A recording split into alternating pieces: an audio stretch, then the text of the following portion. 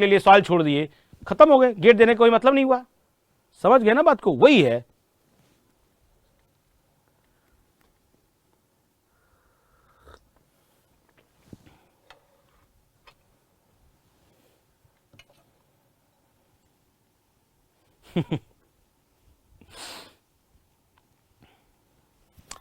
I hope you are getting my point, what I mean to say, कि ये हमारा फेमिका क्या है ना?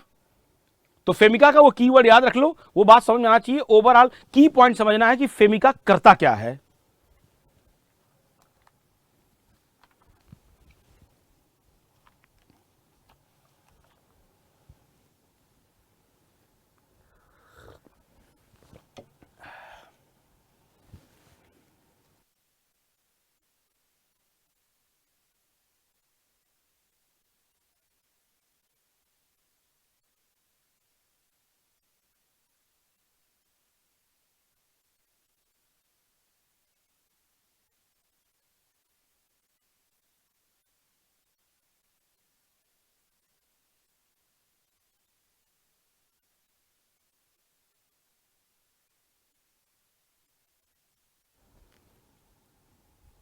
मिस्टर करण तिवारी, क्लियर है ना? फेमिका में भाई आप जैसे मान लो कि पूरी मशीन पे आपने लगा दिया है, तो वो सारे पार्ट के एनालिसिस करता है ना।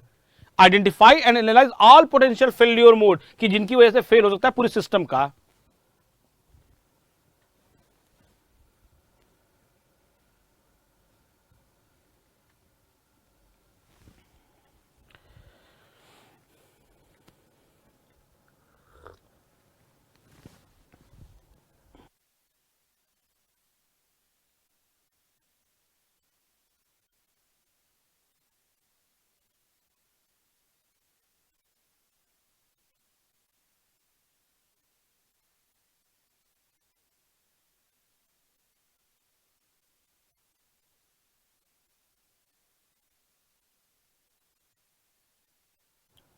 वॉइस तो आ रही ना भाई?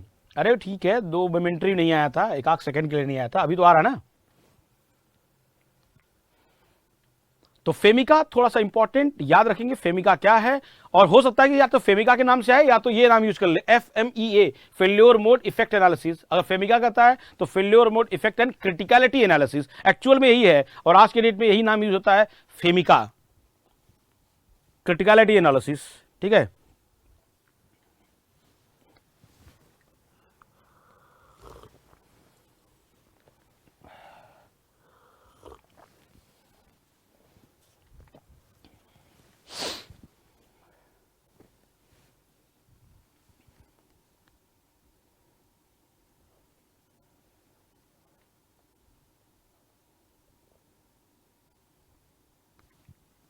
तो एक पॉइंट यहां लिखते हैं, फेमिका किसके लिए यूज किया जाता है, बहुत बहुत important.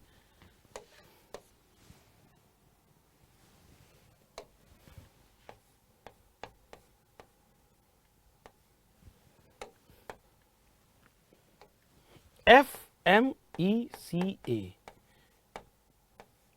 Can be used for,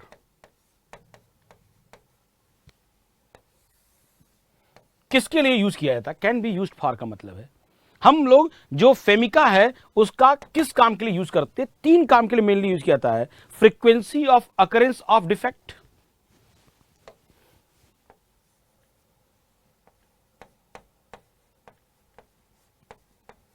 frequency of occurrence of defect, frequency of occurrence of defect. दूसरा, पहला हमने क्या बताया? Frequency of occurrence of defect. दूसरा, सीवियरिटी ऑफ डिफेक्ट, कि कितना सीवियर है वो defect, severity of defect, severity of defect. तीसरा है डिटेक्ट, मतलब डिटेक्टेबिलिटी, कि कितनी आसानी से वो डिटेक्ट हो जाएगा, डिटेक्टेबिलिटी ऑफ डिफेक्ट, डिटेक्टिबिलिटी ऑफ डिफेक्ट। बहुत बहुत इंपॉर्टेंट 3 चीज, पहला, दूसरा, तीसरा। पहला क्या बताया गया है, कितना फ्रिक्वेंट वो डिफेक्ट होता है, तीसरा कितना फ्रिक्वेंट होता है, दूसरा उसकी सीवियरिटी क्या है, तीसरा कितना आसानी से वो डिटेक्ट हो सकता है। इन तीन पार्ट का वो है कॉम्बिनेशन फेमिका इस काम के लिए यूज करते हैं। पता करने के लिए क्या क्या मेन पॉइंट समझो। अब क्या पता करने के लिए, कितना फ्रिक्वेंट वो होता है, दूसरा उसकी सीवियरिटी कितनी है, मतलब उससे कितना इफेक्ट आ सकता है, कितना सीवियर है वो, और तीसरा है कि वो कितना आसानी से डिटेक्ट होता है।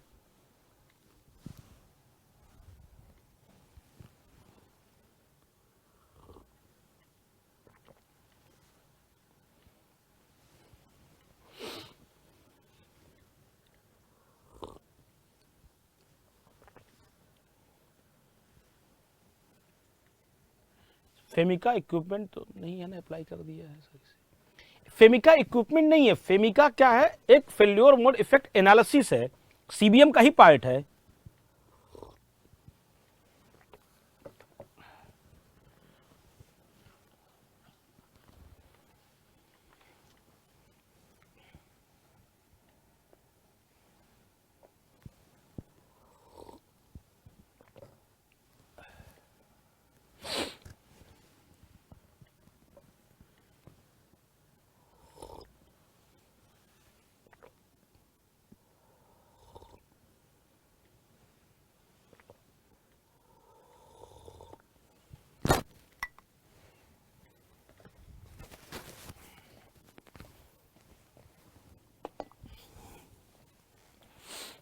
दो समझो बात को क्या है फेमिका, ऐसे समझो। फेमिका का काम क्या है, जैसे हम ये बात कहते हैं कि कौन सी मेंटेनेंस आप किस कंपोनेंट पे लगाओगे, ऐसे समझो। तो मैंने बोला फेमिका एक टेक्निक है, फेल्योर मोड इफेक्ट एनालिसिस है ना। मान लो मशीन है, कोई मशीन की हम लोग बात करते हैं कि मान लो कि तीन चीज की बात किया उसने, कि हमें तीन चीज से मतलब है, और तीन ही चीज होता भी है कि कोई एक फेल्योर है, कोई एक डिफेक्ट है, वो कितना फ्रिक्वेंटली होता है। मतलब पता चला एक ही चीज है जो 10 बार फेल होता है, मतलब जैसे एक मशीन है, तो मशीन में एक कोई पार्ट है वही 10 बार फेल हो रहा है यार, बाकी सब चीजें सही चल रही हैं, वो हो गया फ्रिक्वेंसी। दूसरा है सीवियरिटी ऑफ डिफेक्ट, कि यार उसके फेल होने से पूरे सिस्टम पर कितना सीवियर इफेक्ट पड़ रहा है, क्या उससे मेरा प्लांट शट डाउन हो जा रहा है, या चल रहा है, या कोई दिक्कत आ रही है, अरे ठीक है उसके फेल होने से क्या फर्क पड़ता है, चलो मेंटेन कर लो, सही कर लो, छोड़ दो, रहने दो, इतना सीवियर नहीं है वो, सीवियरिटी। तीसरा है कि यार वो फेल्योर 10 बार हुआ लेकिन उसका डिटेक्शन बड़ा डिफिकल्ट है यार, वो जल्दी पता नहीं चलता है कि वो फेल्योर होता है। डिटेक्शन, भाई वो फेल्योर हुआ, उसको डिटेक्ट भी तो करना चाहिए ना, और हर एक फेल्योर का डिटेक्शन इतना आसान नहीं होता है कि ये फेल्योर हुआ, बॉडी के अंदर होता है, हम बॉडी चेकअप कराते हैं, तो कुछ चीजें मुझे जैसे आराम से पता चल जाता है कि यार इसमें ये डिफेक्ट है, कुछ चीजों के लिए बहुत डीप जाना पड़ता है, बहुत डीप टेस्ट करते तब पता चलता है कि अच्छा ये हुआ है क्या, तो ये हुआ डिटेक्शन ऑफ द डिफेक्ट, है ना। तो कुछ चीजें जल्दी पता चल जाती है, कुछ चीजें नहीं पता चलती है, कुछ चीजों को बहुत मुश्किल से पता चलती हैं। तो वही बात कर रहा है कि फेमिका क्या करता है, इन्हीं चीजों के बेसिस पे डिपेंड करता है, तीन चीज पे, कि फ्रीक्वेंसी ऑफ अकरेंस क्या है, उसकी सीवियरिटी क्या है कि पूरे सिस्टम पे उसका कितना इफेक्ट है, और दूसरा है कि वो कितना आसानी से डिटेक्ट हो जाता है। क्लियर है। अब देखो बात ये है कि ओवरऑल जैसे सीबीएम ने हमने बोला क्या है कि analysis of criticality through the FMECA, कि भाई किस चीज को कितना क्रिटिकल है, कितना हमें उसका वेटेज देना है, इसी बात के लिए हम लोग क्या यूज करते हैं, फेमिका टेक्निक। अब मैंने ये बोला कि जो जितना ज्यादा क्रिटिकल हो, जैसे मान लो हमने बोला एक सीबीएम था हमारे पास, है ना, कंप्यूटर बेस्ड, अरे कंडीशन बेस्ड में मॉनिटरिंग, एक हमारे पास क्या था, प्रिवेंटिव मेंटेनेंस, है ना, एक हमारे पास क्या था, रिएक्टिव मेंटेनेंस। तो मैंने ये बोला कि इनमें से जो जितना ज्यादा क्रिटिकल होगा, जो सबसे ज्यादा क्रिटिकल होगा, उस पर कौन सा मेंटेनेंस दोगे आप। अगर फेमिका से निकल के आता है कि सबसे ज्यादा क्रिटिकल जो है वो है हमारे पास, उसको हम लोग क्या दे देंगे, ये है ना हमारे पास कौन सा है, प्रिडिक्टिव। तो ये डिसीजन कौन लेगा कि किस बेसिस पे हम इनको मेंटेनेंस दें, तो आप ये बोल दो according to the criticality, according to the criticality. अब अकॉर्डिंग टू क्रिटिकलिटी जो है उस बेसिस पे डिपेंड करता है। अब अकॉर्डिंग टू क्रिटिकलिटी का मतलब है वो क्रिटिकल कौन से डिसाइड करेगा, फेमिका से। फेमिका ही तो बताएगा कि कौन सा चीज क्रिटिकल हमारे लिए है, और फेमिका में 3 चीज को कंसीडर करता है वो।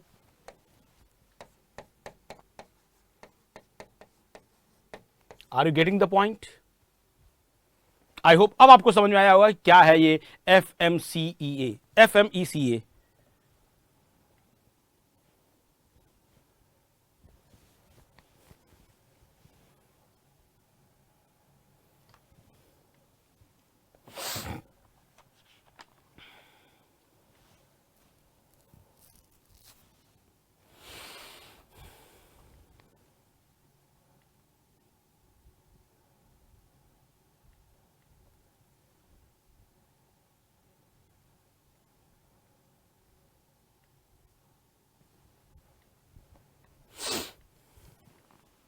Clear to all?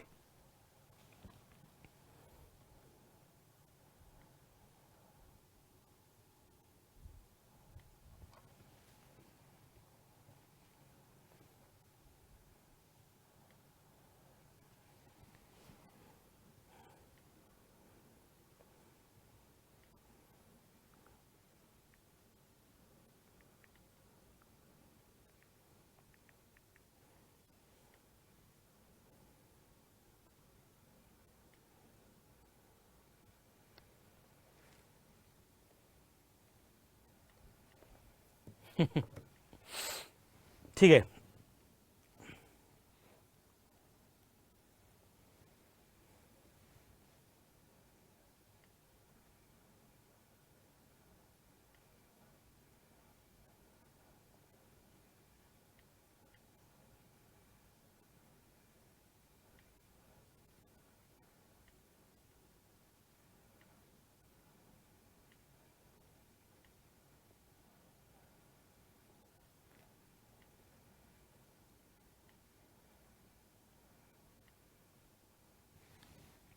यहां तक नोट कर लिए भाई?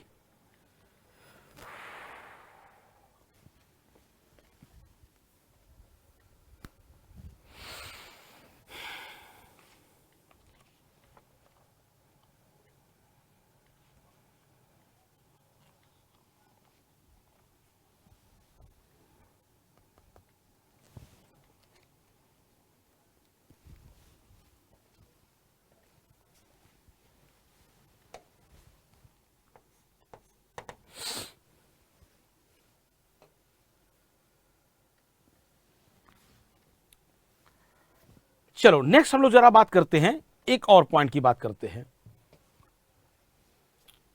When to perform फेमिका। हम लोग फेमिका कब यूज करते हैं? When to perform FMECA. दो क्या है फेमिका, ध्यान से, मेनली इसमें एक पॉइंट याद रखना है, फेमिका कब परफॉर्म की जाती है। The FMECA should, FMECA should be initiated early in the design phase. The most important keyword is design phase, design process में, where we are able to have the greatest impact on the equipment reliability. तो when to apply the FEMICA, बिल्कुल design phase में ही है ना, सबसे best तरीका है design phase में ही इसको अप्लाई कर दो, है ना। डिजाइन फेज शुड बी, हमारे पास ना क्या है, डिजाइन फेज में मुझे इसको अप्लाई करना चाहिए। पूछा ना when to perform the FMECA, the mainly in the design process. अच्छा जी, दूसरा बात करते हैं कि what are types of FMECA. 3 type के फेमिका होते हैं, एक डिजाइन फेमिका है, दूसरा है प्रोसेस फेमिका, और तीसरा हमारे पास है सिस्टम फेमिका। क्या है ये, ध्यान से सुन लेंगे।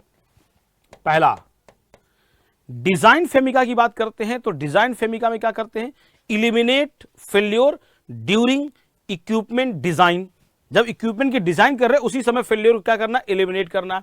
Taking into the account all type of failure during the whole life span of the equipment. Clear है? तो बिल्कुल अब बात कर रहा है कब है, इक्विपमेंट डिजाइन की बात कर रहा है, उसी समय पे मुझे सारे फेल्योर मोड को क्या करना है, एलिमिनेट करना है। And taking into account all type of failures, जितने भी टाइप के फेल्योर होते हैं, क्लियर है, उन सबको फोकस करना है। दूसरा हमारे पास है प्रोसेस फेमिका। तो नाम याद रखना है, 3 टाइप के फेमिका होते हैं, डिजाइन, प्रोसेस और हमारे पास क्या है, सिस्टम फेमिका। प्रोसेस फेमिका क्या है, focus on the problem steaming from how the equipment is manufactured maintained and operated, किस तरीके से वो मैन्युफैक्चर किया गया है। स्टीमिंग फ्रॉम हाउ दी, कहां से वो शुरू करता है, वहां से कि किस तरीके से मैन्युफैक्चर किया गया है, कैसे उसको मेंटेन किया गया है और कैसे उसको ऑपरेट करते हैं, उसको बोलते हैं प्रोसेस फेमिका। तीसरा system FMECA, looks for the potential problem and bottleneck in the larger process such as entire production line. पूरी प्रोडक्शन लाइन की वो बात कर रहा है कि उसमें वो पोटेंशियल प्रॉब्लम और बॉटम नेक का मतलब है, मतलब कह लो की पॉइंट्स की बात करता है वो। तो तीन टाइप के हैं, इतना बहुत ज्यादा डिटेल जानने की जरूरत नहीं है, बस ये जान लो कि तीन टाइप के फेमिका होते हैं, डिजाइन, प्रोसेस और सिस्टम फेमिका।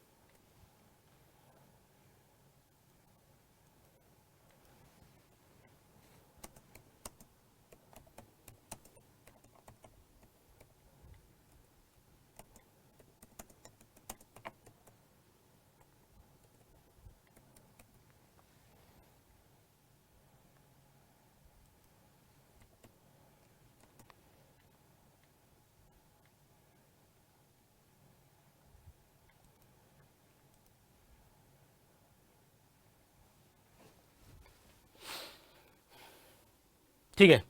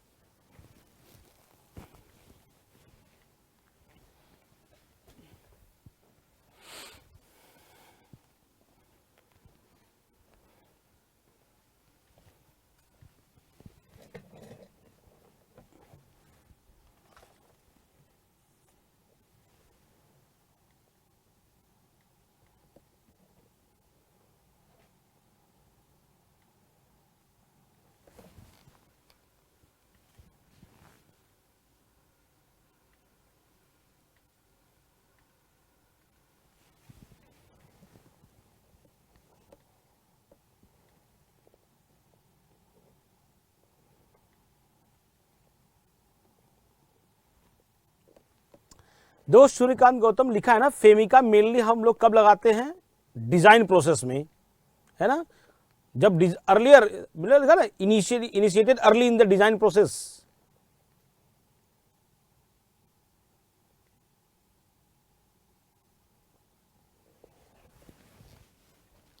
जैसे मान लो ऐसे बात कर रहे हैं ना कि एक शाफ्ट की डिजाइन कर रहे हो, मान लो, है ना, तो ऐसे समझो कि जैसे मान लो कि एक शाफ्ट की डिजाइन कर रहे हो, जस्ट समझो बात को ऐसे, एक मान लो शाफ्ट की डिजाइन कर रहे हो, तो जब अगर आप शाफ्ट की डिजाइन कर रहे हो ना, तो आपको सारी चीजों का ध्यान रखना पड़ेगा कि भाई ये शाफ्ट किन किन कारणों से ब्रेक हो सकता है ना।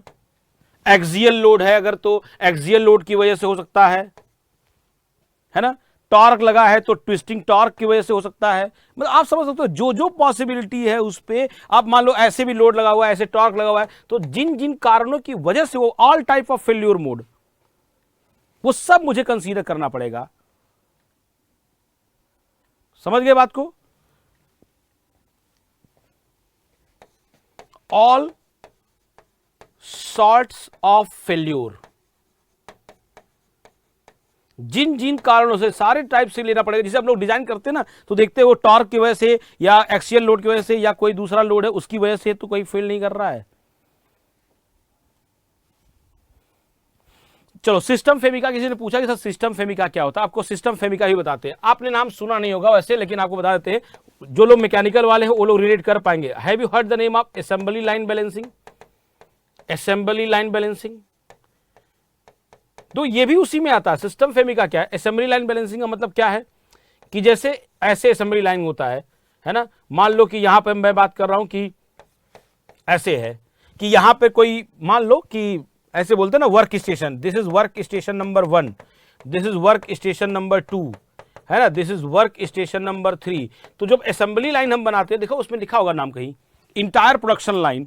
तो कहते हैं कि जब हम लोग बात करते हैं ना कि जैसे ये इंटायर जब प्रोडक्शन लाइन आप बनाते हो, तो यहां भी फेमिका यूज करना चाहिए कि भाई आपके पास कहीं पर भी ऐसा नहीं होना चाहिए कि बहुत ज्यादा मटेरियल की स्टोरेज हो जाए। जैसे असेंबली लाइन क्या होता है, अभी पढ़ेंगे भी, एक टॉपिक है हमारा असेंबली लाइन, को पढ़ाएंगे भी कि मान लो कि यहां से इस वर्क स्टेशन से जॉब यहां से यहां जाएगा, फिर यहां से यहां जाएगा। तो बात यह है कि इतना परफेक्ट आपको बनाना है कि कहीं कोई प्रोडक्ट फेल ना हो, कहीं कोई मशीन काम ना करे, ऐसा नहीं होना चाहिए। प्रॉपर असेंबली लाइन बनना चाहिए। तो असेंबली लाइन में भी फेमिका का कंसेप्ट यूज हुआ है, इसी बोलते हैं सिस्टम फेमिका।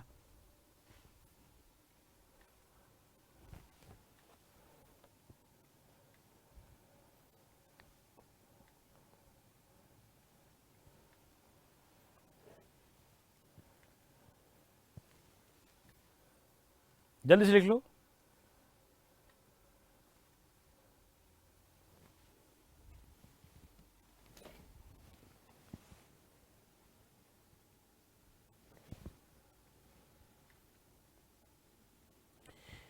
अरे स्टीमिंग का मतलब है कि वहां से शुरू करता है। जैसे प्रोसेस फेमिका में क्या करता है, स्टीमिंग फ्रॉम, कहां से, इक्विपमेंट कहां से बना, कैसे उसका मेंटेनेंस किया गया, कैसे वो ऑपरेट किया गया। स्टीमिंग का मतलब वो होता है।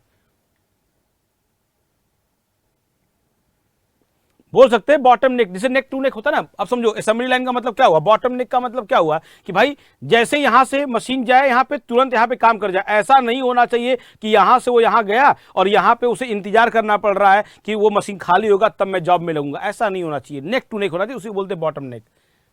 क्लियर है? ठीक है मिस्टर दुर्गेश कुमार त्रिपाठी। तो जस्ट नाम याद कर लो। हो सकता है कि ऑप्शन में ये पूछ ले कि which of the followings are the, या which of the following are the types of FMECA. तो याद रखिए 3 होता है हमारे पास। क्या क्या भाई? नाम याद रखिए। टाइप्स ऑफ फेमिका में याद रखिए क्या चीज, DSP, DSP, DSP, design system process FMECA, है ना। Design system and process FMECA, DSP FMECA, है ना।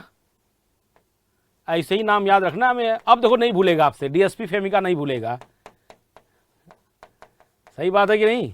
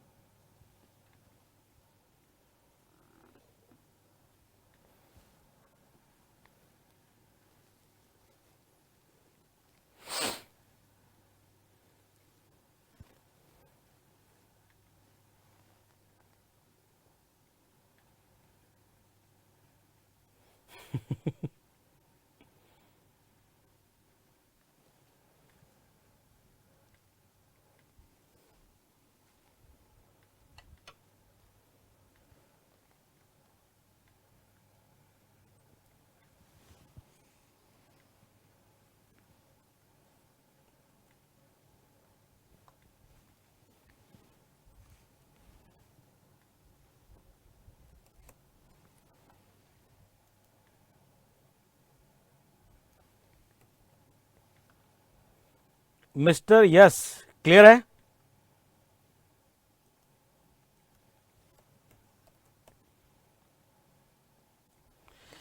जहां बन पाता है यार, देखो क्या है ना, जहां बन पाता है वहां बना ही देते हैं, ठीक है। एनीवे चलो, क्लियर टू ऑल। तो समझ गए ना, सिस्टम फेमिका में हम लोग असेंबली लाइन की बात करते हैं कि यहां से जाए यहां पे। अभी असेंबली लाइन और पढ़ाएंगे तो और भी समझ में आ जाएगा कि जैसे मान लो कि बॉटम नहीं करता ना, कि यहां से कोई जॉब यहां जाता है, मान लो यहां डेंटिंग होता है, यहां पेंटिंग होता है, तो जैसे ये डेंटिंग खत्म होगा पेंटिंग के पास जाएगा, तो ये जॉब जब यहां जाए तो इसको इंतजार ना करना पड़े, जैसे जाए तुरंत मशीन लग जाना चाहिए।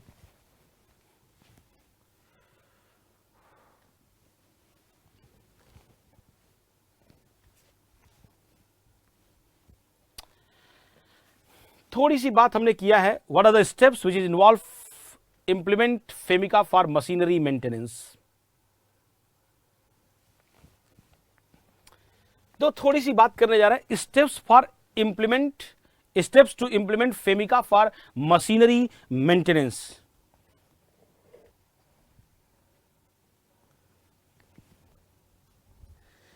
बस डीएसपी याद रखिए, बिल्कुल याद रहिए।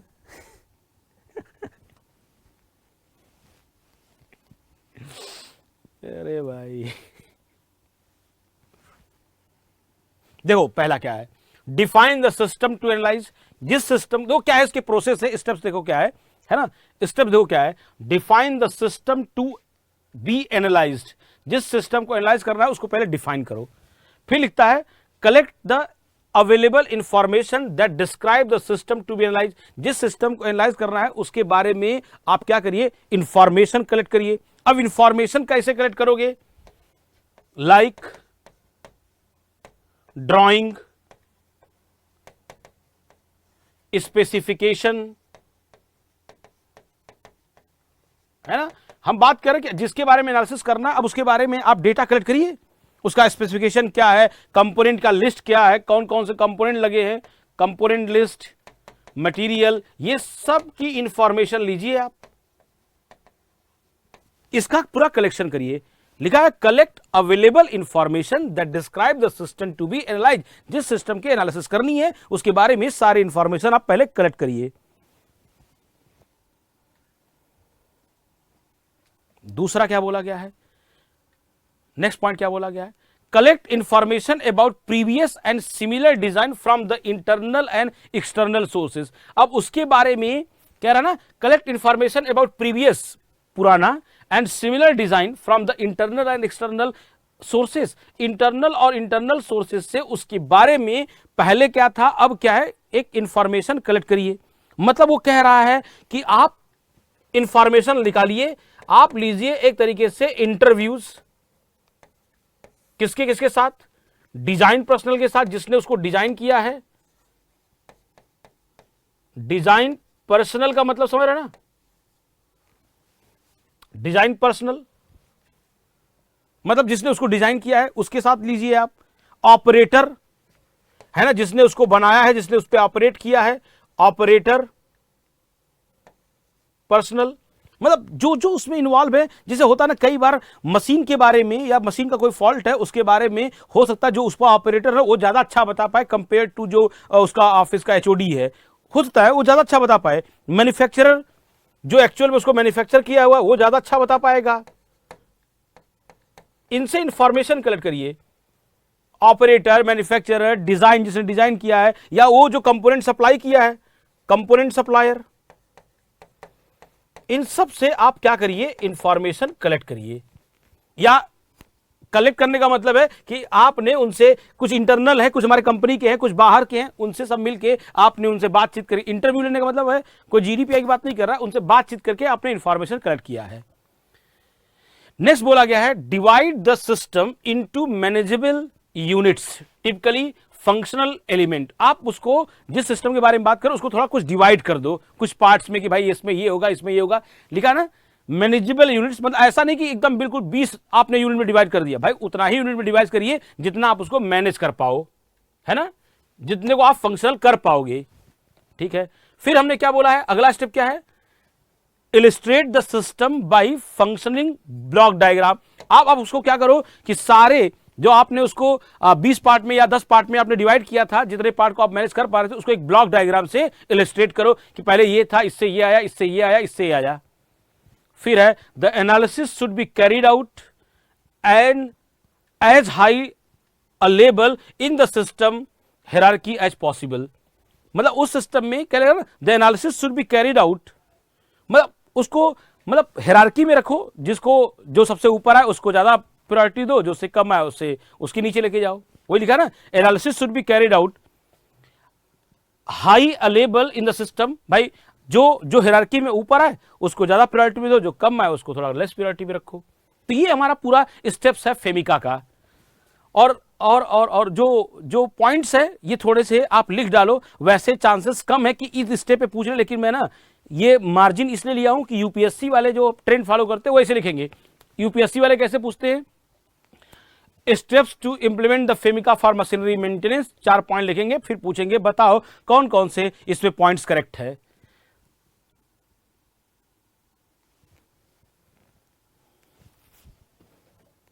जल्दी से लिख डालो।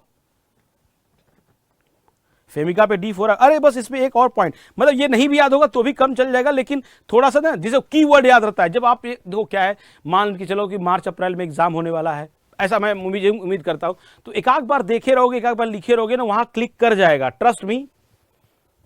जब बिल्कुल क्लीन छोड़े रहेंगे, जैसे मान लो ना अब स्टेप्स के बारे में बात ही नहीं किए रहेंगे, तो हो सकता है कि वहां पर क्वेश्चन आए तो आपसे हो ही ना। लेकिन अगर एक आध बार देखे रहोगे तो चीजें, जैसे मान लो हम फेमिका के बारे में पढ़ रहे हैं, तो 5-7 चीज पढ़ लोगे तो एक आध चीज पूछेगा, निकल ही जाएगा। समझ गए, इसलिए ऐसा होता है।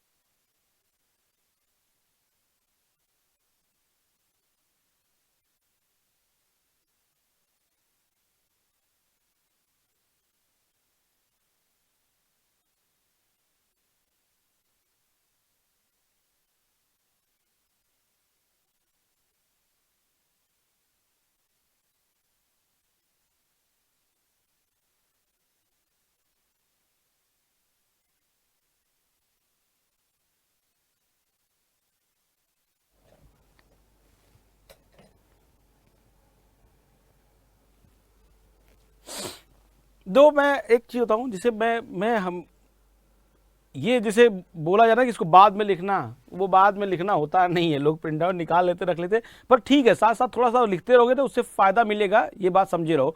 और थोड़ा हमें भी सही मिलता है कि ठीक है, थोड़ा सा इसकी फीलिंग आती है।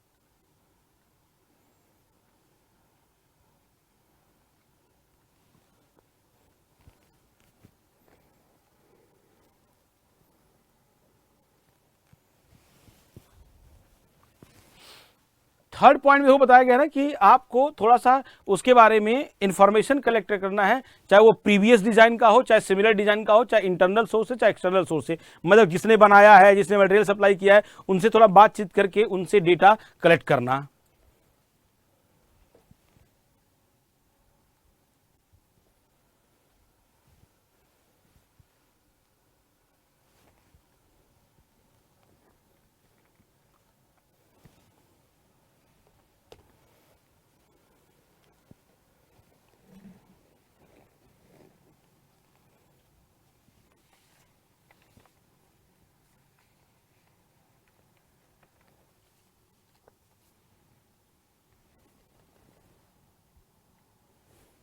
ठीक है, मैं बोल दूंगा कि उनका बैकग्राउंड जो है ब्लैक करने के लिए, ठीक है, ब्लैक से मतलब व्हाइट करवा देंगे, ठीक है।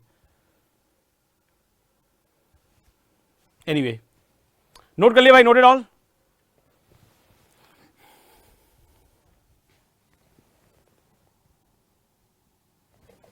फोर्थ में है ना कि सिस्टम को क्या करिए, जैसे जिसकी से सिस्टम के एनालिसिस कर रहे हो उसको कुछ पार्ट में डिवाइड कर दो। जैसे मान लो मैंने बोला कि उसको 5-7 यूनिट में डिवाइड कर दो, है ना। समझो, जैसे मान लो कोई एक प्रोसेस है ना, कोई एक प्रोसेस था, उस प्रोसेस को मैंने बोला कि उस प्रोसेस के सब प्रोसेस होंगे, तो उस सब प्रोसेस को मैंने 4-5 यूनिट में डिवाइड कर दिया, है ना, 4-5 यूनिट में डिवाइड कर दिया ऐसे। तो वही लिखा है, अब इतना ही पार्ट में डिवाइड कर पाओ कि जिसको मैनेज कर पाओ, ऐसे नहीं 40-50 पार्ट में डिवाइड कर दिए।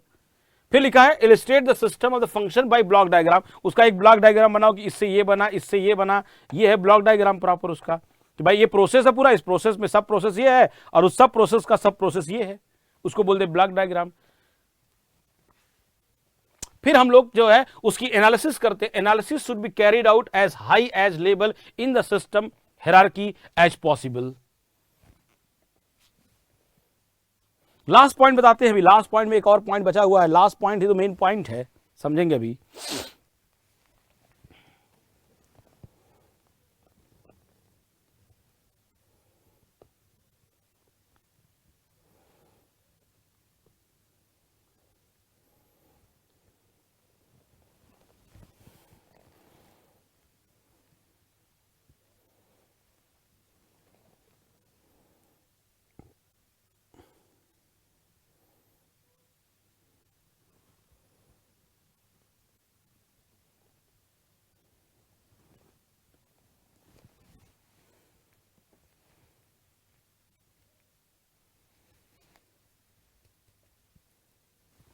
ये हियरार्की अभी समझाएंगे क्या है, ये हियरार्की क्या है ये अभी समझाते हैं। पहले यहां तक लोग लिए, जस्ट जस्ट फिनिश इट, पहले फिनिश करो फिर बताते हैं।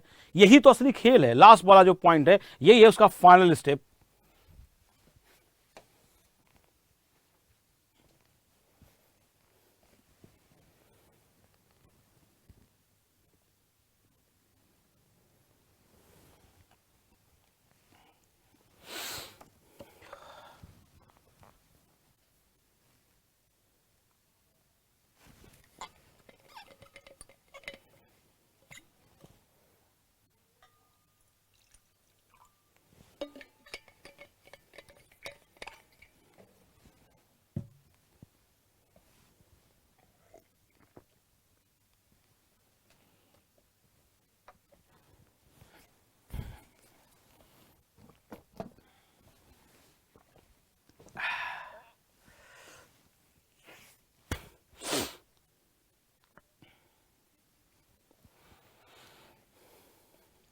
Noted all.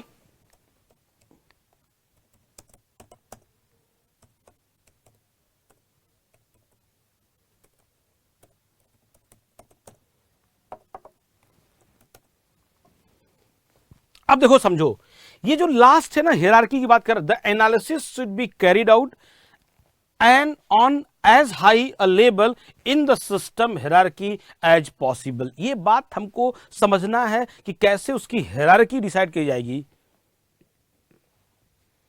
अब इस बात को जरा समझिए, कैसे उसकी हायरार्की डिसाइड करते हैं, उसके लिए एक लास्ट हम लोग बात करेंगे, और वो हमारे पास क्या है, that is very very important point. हम बात करेंगे व्हाट इज दिस आरपीएन, और मेरा जो एक्सपेक्टेशन है वो इस पर है, आरपीएन फॉर फेमिका। कि ये आरपीएन क्या है, और मुझे जहां तक लगता है थोड़ी सी इसको ऐसे स्टार बना लेना कि हो सकता है आपसे क्वेश्चन आरपीएन पे पूछ लिया जाए कि आरपीएन क्या है। और ये वही है आरपीएन जो हम बात करते हैं आखिरी स्टेप का, कि कैसे हायरार्की डिसाइड करते हैं। आरपीएन का मतलब पहले समझो क्या है। इट इज आरपीएन का फुल फॉर्म है, it is risk priority number. Risk priority number, risk priority number. जैसे मान लो कोई एक प्रोसेस है, हमारे पास कोई एक प्रोसेस है ना, कोई एक प्रोसेस है। अब इस प्रोसेस के सब प्रोसेस भी तो हो सकते हैं। इस प्रोसेस के क्या है, सब प्रोसेस है, मान लो, है ना, दे आर दी सब प्रोसेस, सब प्रोसेस है। तो कोई एक पर्टिकुलर प्रोसेस है और उस प्रोसेस के हमारे पास सब प्रोसेस हैं, सब प्रोसेस है, 1 2 3 4, ये सब 4 उसके सब प्रोसेस है। अब बात है कि मेन एक प्रोसेस है और मुझे इसी को सही करना है। अब बात यह है कि इस प्रोसेस में मुझे यह बात ध्यान रखना है कि जो सब प्रोसेस है इसमें किसको ज्यादा इंपॉर्टेंस दे, जो सब प्रोसेस है उसमें किसको ज्यादा इंपॉर्टेंट दे। अब उसी बात के लिए हमारे पास एक नंबर निकल के आता है जिसका नाम है रिस्क प्रायोरिटी नंबर। अब ये रिस्क प्रायोरिटी नंबर क्या है, मतलब हम बात करें which one is more important,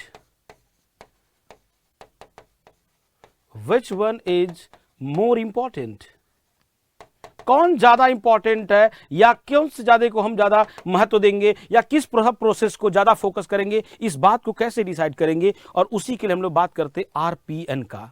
what is this RPN? पहला एक टर्म लिखते ओ, ओ का मतलब होता है the rank of occurrence of failure mode, the rank of occurrence of failure mode, failure mode, the rank of occurrence of failure mode। अरे भाई, failure mode जिसको मैं बोल रहा हूं, चलो इसी को बोला गया है फ्रीक्वेंसी। अब आप थोड़ी रिलेट कर पाओगे, फ्रीक्वेंसी ओ हो गया हमारे पास। एस का मतलब है severity. What do you mean the rank of severity of failure mode, the rank of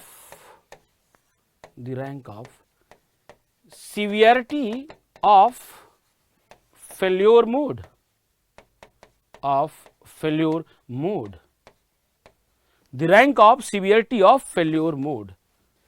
तीसरा हमारे पास है डी। डी का मतलब क्या है, डी का मतलब क्या है, the rank of ease of not detecting, the rank of ease of not detecting the failure.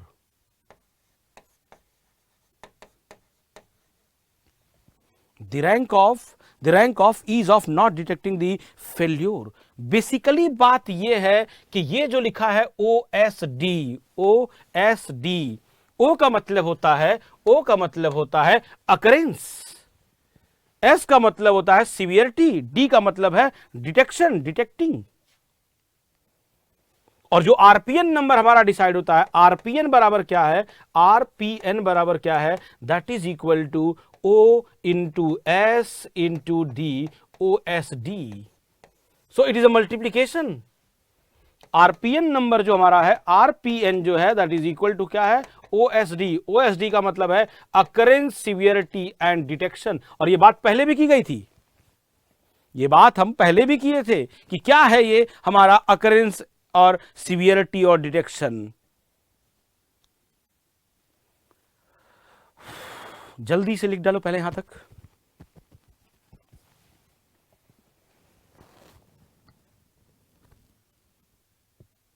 सीधी, बिल्कुल सही बात कर रहे हो अनुज, बिल्कुल सही बात है।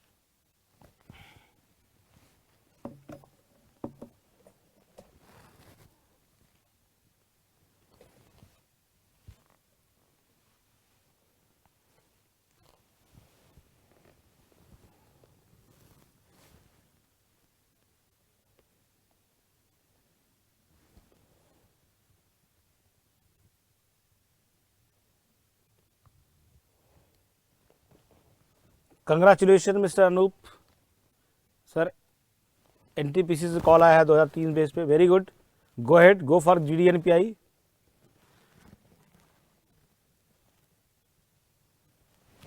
विच इज मोर की बात कहाँ मोर लिखा है यार, विच इज मोर इंपॉर्टेंट,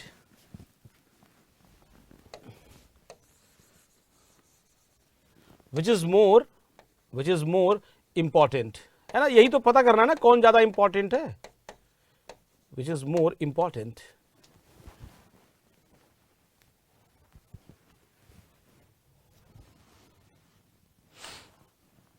अरे पहले लिखो तो यार, एक्सप्लेन कर देंगे।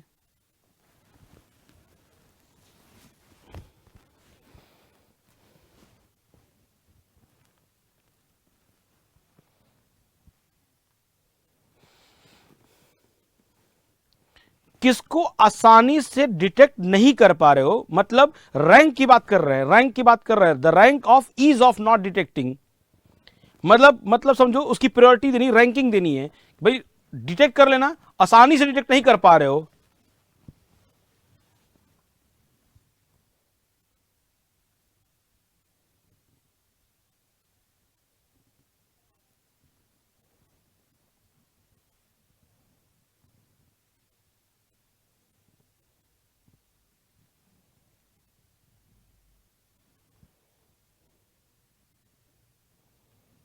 अभी समझाते एग्जाम्पल के साथ, समझोगे तो ज्यादा मजा आएगा, पहले लिख लो फिर हम समझाते विद एग्जाम्पल, एग्जाम्पल समझाएंगे तो ज्यादा बेटर समझ में आएगा।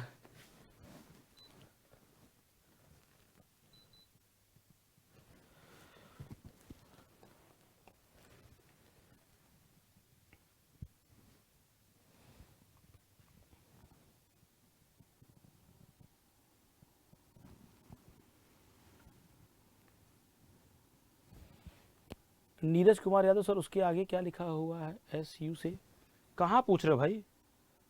अच्छा ये, अरे यार भाई थोड़ा साथ साथ सुना करो। अच्छा मेरी मतलब राइटिंग भी थोड़ी वैसी है कि जब मैं स्पीड में पढ़ाता हूँ तो राइटिंग थोड़ी खराब कर लेता हूँ। सब प्रोसेस, सब प्रोसेस,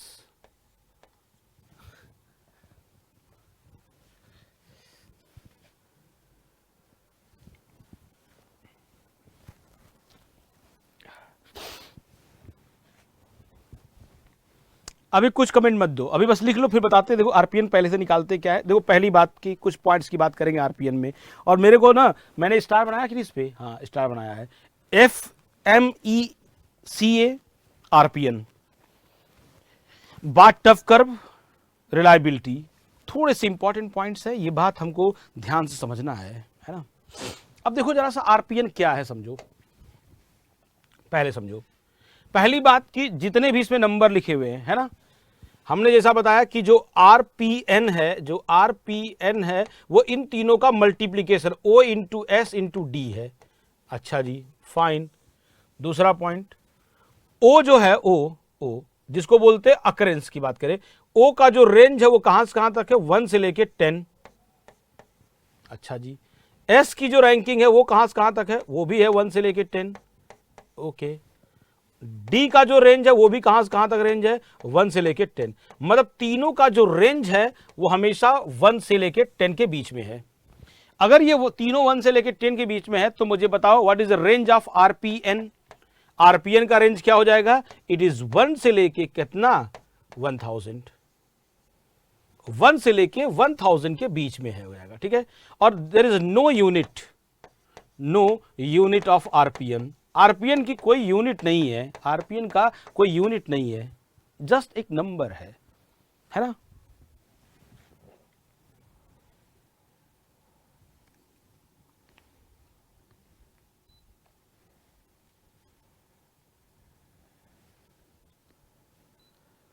एसी चालू कर दे तो ठंड लगने लग रही है, बंद कर दो तो गर्मी लग रही है।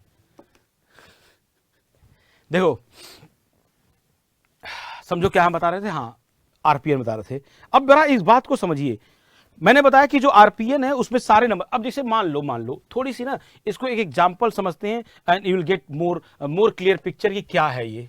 जैसे मान लो मैं पेन मैन्युफैक्चरिंग की बात करता हूं, पेन मैन्युफैक्चरिंग, किसकी बात करने जा रहे हैं भाई, पेन की मैन्युफैक्चरिंग, ध्यान से समझिएगा पेन मैन्युफैक्चरिंग। अब पेन मैन्युफैक्चरिंग में हम 4 चीज लेते हैं, चलो बॉडी ऑफ पेन, दूसरा बॉडी ऑफ पेन, कोई भी एक पेन की बात करते हैं, बॉडी ऑफ पेन, चलो cap of pen, cap of pen ले लीजिए, तीसरा रिफिल, रिफिल ऑफ पेन, चलो चौथा ले लेते हैं, मान लो सबकी असेंबली ले लेते हैं, है ना, असेंबली ऑफ पेन।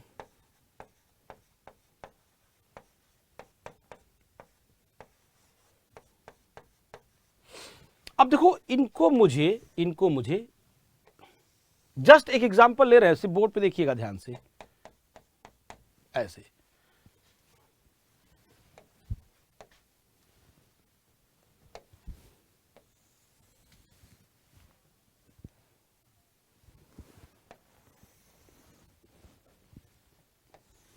हम बात करते हैं ओ का, हम बात करेंगे एस का, हम बात करेंगे डी का, ठीक है भाई।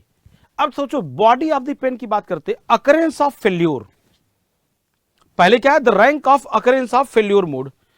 बॉडी ऑफ पेन की बात कर रहे हैं, बॉडी ऑफ पेन की बात करते हैं ना, फेल्योर की बात करते हैं, तो देखो जनरली बॉडी कम खराब होते हैं। अगर मैं बात करता हूं कि रिफिल, मतलब रिफिल में जैसे पेन की रिफिल बार बार खराब खत्म हो जाती हैं, जैसे मान लो आप कोई फाउंटेन पेन लेते हो तो बार बार उसमें ना इंक डालना पड़ता है, तो बेसिकली मेरी रैंकिंग इसके लिए ज्यादा होगी। मान लो इसको मैंने 5 दे दिया, है ना।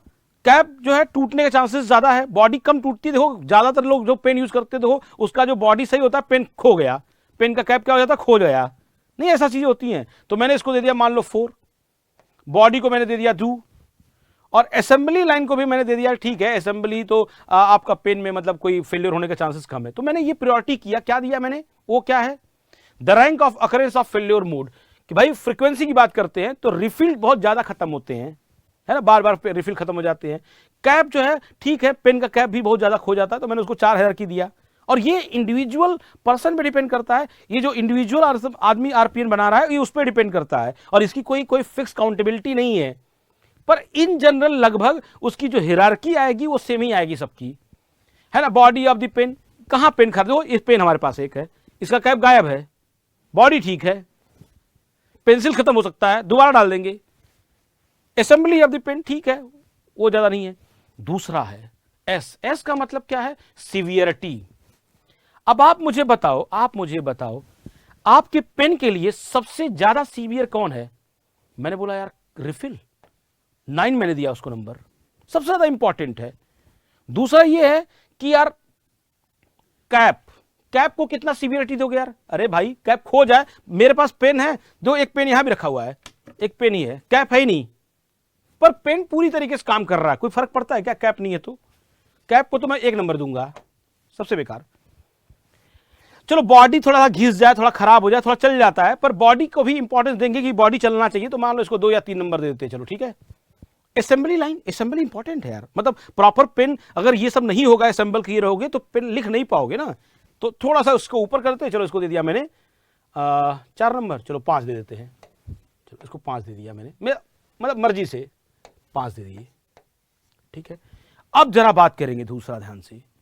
डी क्या है, डी क्या है, the rank of ease of not detecting the failure, the rank of ease of not detecting the failure. अगर बॉडी का फेल्योर होगा, बॉडी में फेल्योर होगा तो आसानी से दिख जाएगा यार, नहीं लगता है, इसको 2 नंबर दो, आराम से पता चल जाएगा। पेन का कैप खो गया, आराम से दिख रहा है, आंखों नेकेड ऐसे देख के बता देंगे पेन का कैप खो गया है, इसको भी 2 नंबर दे दिया मैंने। लेकिन अगर रिफिल खत्म हो रहा है, चल देखा होगा आपने, लिखते लिखते लिखते लिखते अचानक साहब पेन का रिफिल खत्म हो गया, दिखता नहीं ना दोस्त, तो उसका डिटेक्शन इतनी आसानी से नहीं होता, आप रोज रोज खोल खोल के नहीं देखते हो ना, तो उसको थोड़ा नंबर ज्यादा दे दिया मैंने, 8 नंबर दे दिया इसको। असेंबली ऑफ द पेन, ये आपको दिख जाएगा अगर लूज होता, देखो नहीं ऐसे ऐसे खोलते खोलते रहते हैं, लूज हो गया इसको टाइट कर दो, दिखता है थोड़ा सा। चलो इसको 3 नंबर दे दिए। अब कैलकुलेट करेंगे क्या चीज, आरपीएन। आरपीएन, आरपीएन में तीनों को मल्टीप्लाई करो, 3 दूना 6 दूना 8, 4 दूना 8, इधर 5 दूना 10 यानी 30, 8 पंजे 40, 40 और 9 चौक 40 हो गया ना, 9 चौक 36, 360। तो हमारे पास देखो सबसे बड़ा आरपीएन किसका आया है, ये आया है, ये है हमारे पास आरपीएन का value, which is the having the highest RPN. ये आरपीएन का वैल्यू आया। अब समझो बड़ा बात को, अब पूछा जाए कि बताओ मोर केयर मोर मेंटेनेंस किसको नहीं दिया जाएगा, will take care of this things, more care, more care, या बोलिए मोर मेंटेनेंस।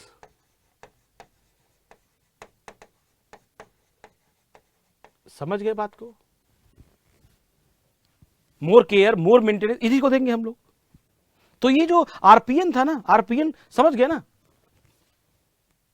आरपीएन जो है समझ गया ना, क्या हमें प्रोटाइज करना है कि कौन सा पार्ट ये है उस प्रोसेस के अंदर, कौन सा जो पार्ट है सबसे ज्यादा इंपॉर्टेंट है, उसी के लिए हम लोग बात कर देते हैं किसका, आरपीएन का। सो आई होप कि इस एग्जांपल से आपके काफी सारे प्रॉब्लम जो है सॉल्व हो गए, सारे डाउट क्लियर हो गए होंगे कि क्या है ये आरपीएन।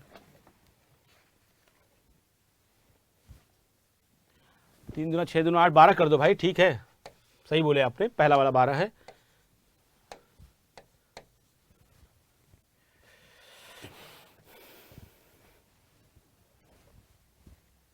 आरपीएन 1000 कैसे आया, अरे मेरे भाई 1000 नहीं आएगा, मैक्सिमम वैल्यू कितना हो जाएगा, 10 10 10 10,000 1000 नहीं हो जाएगा आरपीएन का वैल्यू।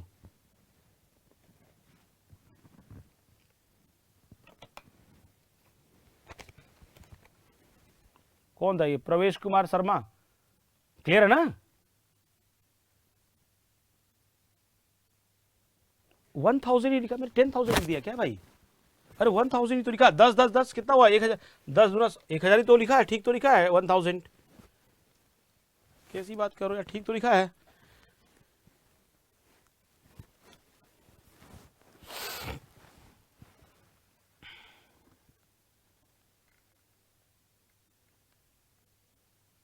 जबरदस्त एग्जाम्पल, बिल्कुल मस्त क्लियर सर।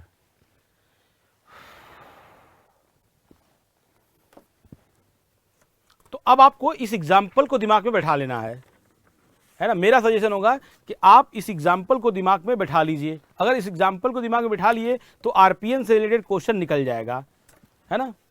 अब देखो यहीं से एक बात करेंगे, यहीं से एक बात करेंगे। अच्छा लिख लो, पहले लिख रहा हो ना, इसको लिख लो।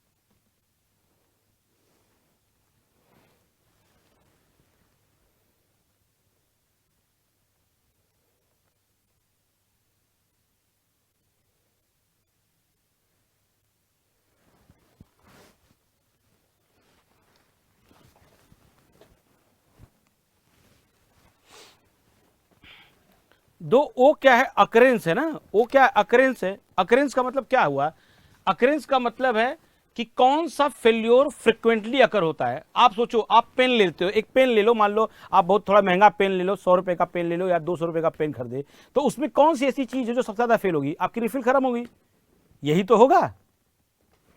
आप सोचो, आप मान लो मेरे पास ये पेन है, इस पेन में क्या चीज सबसे ज्यादा खराब होगा, रिफिल खत्म होगा यार, रिफिल ही बार बार खत्म होगा, बार बार रिफिल नया लगाना पड़ेगा। तो वो हमारे पास फ्रिक्वेंटली उसकी ज्यादा है, वो हमारे पास उसकी फ्रिक्वेंसी सबसे ज्यादा है कि नहीं। सबको, कई लोगों को अकरेंस में डाउट हो गया। Now it is clear. आप सोचो, आप कोई भी पेन यूज करते हो, आप मुझे बताओ कि उसमें ऐसी क्या चीज है, मान लो बॉडी, कैप, और क्या हमारे पास है, रिफिल, है ना। इनमें से सबसे ज्यादा आपके फेल होने के चांसेस किसके होते हैं भाई? रिफिल का। एक पेन को हो सकता है कि आप 10 बार यूज करो, लेकिन उसमें 10 बार रिफिल बदल लोगे। पेन का कैप और वो सब सेम रहेगा।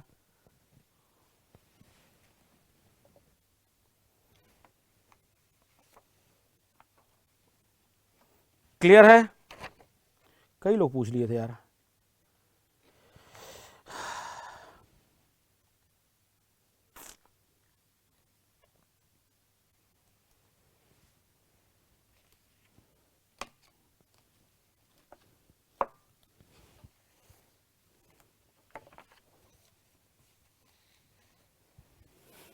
ठीक है। अच्छा देखो, एक और बात यहीं से एक और बात कर लेते हैं। तो ये बात समझो, अगर हाईएस्ट आरपीएन है, क्या है, हाईएस्ट आरपीएन है, तो हम लोग यहां यूज करेंगे सीबीएन। सीबीएम का मतलब है कंडीशन बेस्ड मॉनिटरिंग। अगर मान लो लोवेस्ट आरपीएन है, तो हम लोग क्या यूज कर लेते हैं उसमें, रिएक्टिव मेंटेनेंस, है ना। और इनके बीच वाले में हम लोग क्या यूज कर लेंगे, प्रिवेंटिव। समझ गए बात को ना।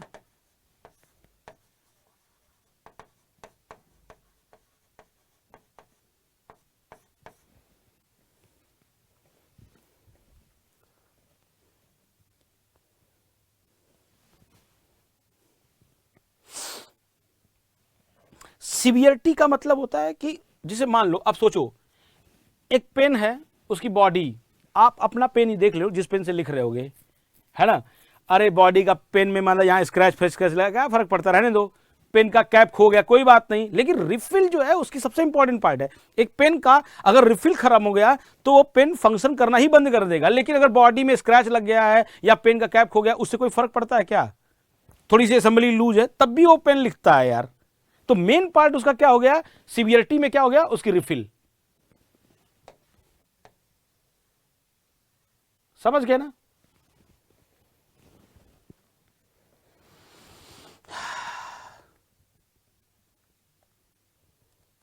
एनीवे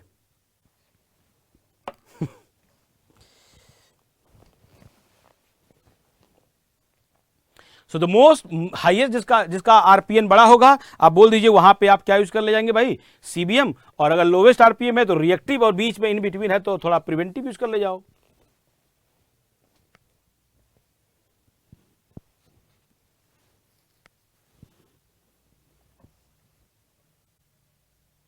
अच्छा, रिफिल खत्म हो गई, ये बात आसानी से डिटेक्ट कैसे हो जाएगा भाई? एक सेकेंड, कह रहे हैं रिफिल खत्म हो जाएगा, ये बात आसानी से डिटेक्ट कैसे हो जाएगा? तो आपको डिटेक्ट खत्म होने के बाद पता चलेगा ना, पहले पता, भाई साहब कौन था ये, मयंक कुमार, बात समझो ना, पहले पता चलना चाहिए। उसकी डिटेक्शन है ना, वो आसानी से होना चाहिए। मतलब पहले पता, खत्म होने के बाद तो फेल हो गया ना, रिएक्टिव हो गया। पहले पता चले किसी भी फेल्योर का, पहले डिटेक्शन। अब देखो जनरली पेन कब पता चलता है कि रिफिल खत्म हो गया, जब खत्म हो जाता है, नहीं है। चलो अरे भाई,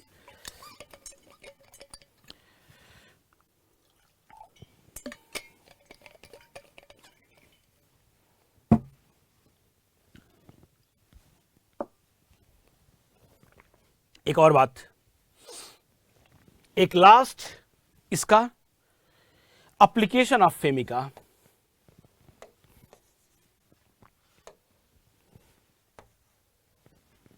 थोड़ी सी ऑब्जेक्टिव पॉइंट से इसको याद रखना है।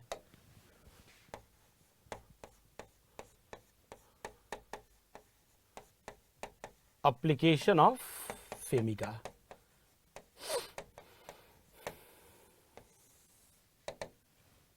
जो क्या है एप्लीकेशन, डिजाइन इंजीनियरिंग में यूज होता है। 3 जगह पे मेनली इसके यूज करते हैं हम लोग। कहां पे? Design engineering, manufacturing engineering and maintenance planning. 3 जगह पे यूज होता है, डिजाइन इंजीनियरिंग,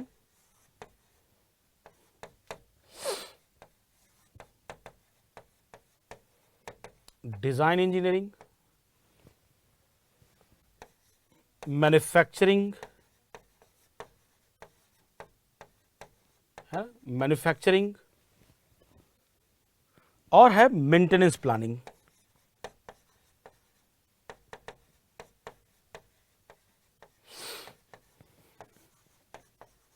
और हम लोग जो पढ़े हैं वो मेंटेनेंस की ही बात की है मेनली, है ना। तो 3 जगह पे होते हैं, ठीक है, पहला, दूसरा और तीसरा, याद रखिएगा, ऑब्जेक्टिव में पूछ सकता है। Design engineering, manufacturing engineering and maintenance engineering, ठीक है। मैन्युफैक्चरिंग इंजीनियरिंग क्या लिख रहे हो, तो मैन्युफैक्चरिंग में कह लो, manufacturing sector.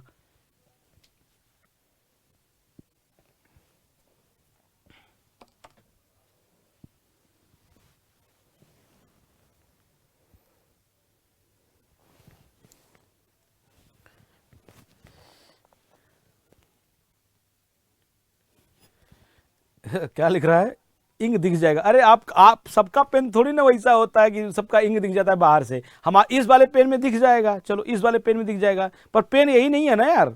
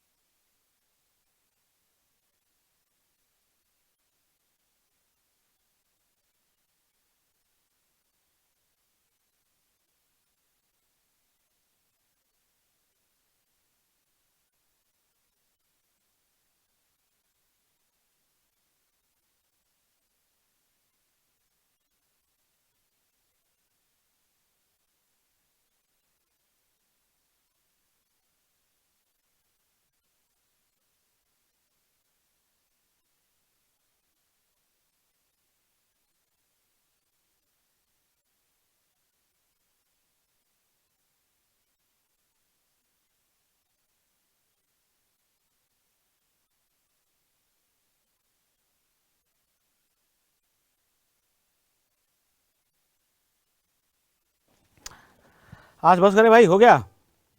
Sir is there any RPN for CBN? नहीं नहीं, ऐसा कुछ रेंज नहीं। देखो ये फिर पता है ना, देखो इसमें company to company, person to person सब वेरी करता है, जिसे कोई नहीं बोल सकते कि सीबीएन में किस रेंज पे सीबीएन लगाएंगे या किस रेंज पे रिएक्टिंग। मतलब एक हिरार्कियल ये बोल देते हैं कि कम पे रिएक्टिव है और सबसे टॉप पे सीबीएन है, बीच में कहीं प्रिवेंटिव है। और ये company to company, person to person, एक तरीके से वो ना, जब आप क्वालिटी की बात करते हो तो कोई इसका ना, जैसे मैंने क्वालिटी के बारे में बात किया था, कभी मैंने इसको बताया कि एग्जैक्ट डेफिनेशन यही है। सब पर्सन टू पर्सन वेरी करता है, बट हाँ इन जनरल इसको जनरलाइज कर सकते हैं कि हाँ ये बात तो सही है, बट एग्जैक्टली एक चीज पे नहीं स्टिक कर सकते कि नहीं इतने में सीबीएम लगेगा, इसमें प्रिवेंटिव लगेगा, ऐसा कुछ भी नहीं है, है ना।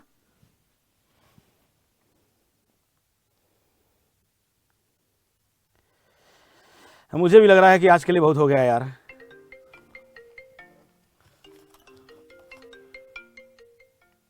मैं भी थक गया हूं। एनीवे, पहले बताओ यहां तक क्लियर है? देखो दो एक बात ध्यान सुने रहेंगे, ठीक है। दो आज हमने जो जो किया है, बस बस बस, तो ये 3 पार्ट याद रखिएगा। इसका भी कुछ नाम याद कर ले क्या, कुछ तो याद रखेंगे ना यार, इसको भी तो याद करना हमको है। इसको डिजाइन, मैन्युफैक्चरिंग और मेंटेनेंस।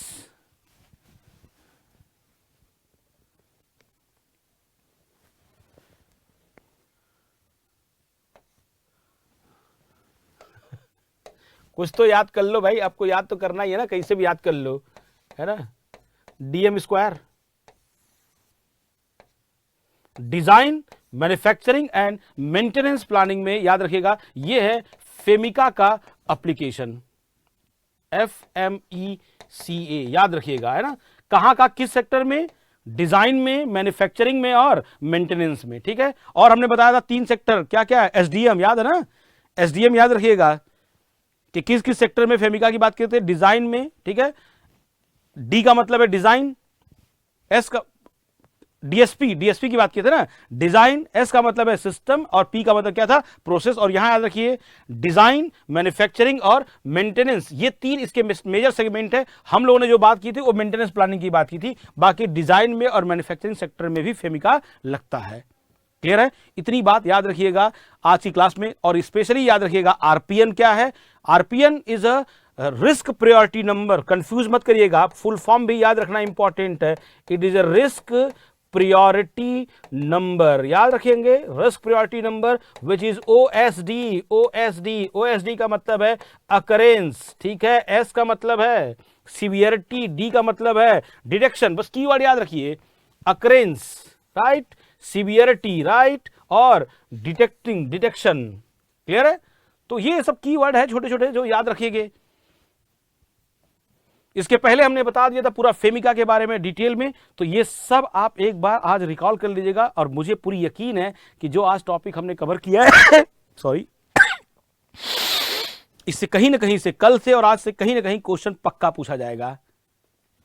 एमडीएम चाट मसाला, चलो ठीक है भाई, कोई बोल रहा है एमडीएम चाट मसाला, जैसे याद करना याद कर लो, हमको बस याद करने से मतलब है। पहले मुझे भी वही लगा कि मैं भी वही बनाऊं एमडीएम चाट मसाला, लेकिन फिर मुझे लगा यार वो एमडीएच होता है एमडीएम भी याद अच्छा है, ठीक है। Anyway you are suppose to be remember all this things, ठीक है। तो इसमें एफ ये याद रखेंगे, और जो हमने बताया है पूरी मेंटेनेंस, टाइप ऑफ मेंटेनेंस, ठीक है। और यार हमारे समझ से आज की क्लास हम लोग यार यहीं तक रखेंगे, इससे ज़्यादा हमारा पढ़ाने का इच्छा नहीं है, और हम भी हो गए आज की क्लास में थक, थोड़ा आज ज़्यादा मेहनत लग गया। एनीवे ठीक है, तो चलो यार आज की क्लास हम लोग यहीं तक रखेंगे, ठीक है। This is all for today. और आज मैं सोच रहा हूं कि चलो 10 मिनट तक आपका डाउट भी दे देंगे, अगर किसी को कुछ पूछना होगा तो हम आपके लिए डाउट भी दे देंगे, ठीक है। So this is all for today guys, and see you tomorrow. मतलब अगर आपको डाउट है तो मैं लाइव हूं अभी 10 मिनट तक, मैं अभी चैट पे बैठूंगा, 10 मिनट तक आपके कोई भी डाउट का आज आंसर दूंगा, ठीक है। लेकिन क्लास आज की यहीं तक है, और हम लोग पढ़ेंगे कल की क्लास में, ठीक है। This is all for today guys, see you tomorrow at the same time, till then bye bye, खुश रहिए, मस्त रहिए और आबाद रहिए, ठीक है। मिलते हैं कल।